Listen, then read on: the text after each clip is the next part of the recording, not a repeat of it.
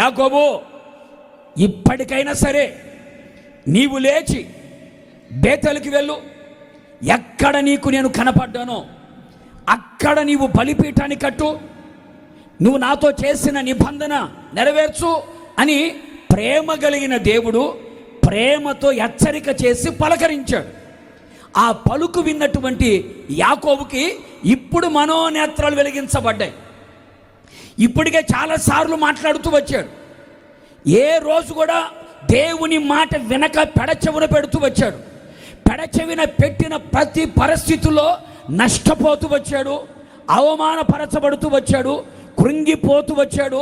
తన జీవితం అంతా బాధతో, దిగులతో, వేదనతోనే నడిపించబడుతూ ఉంది. ఎప్పుడైతే ఇప్పుడు దేవుడు ప్రేమతో పలకరించాడో తిన్నగా వెళ్ళాడు, ఫ్యామిలీ మీటింగ్ పెట్టాడు. విచిత్రమైన సంగతి ఏంటో తెలుసా?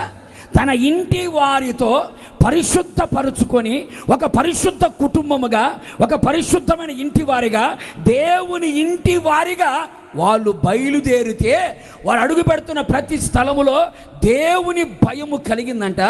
దేవుడే వీరిని ఎదుర్కొని దేవుడే యాకోబును ఆశీర్వదించాడు.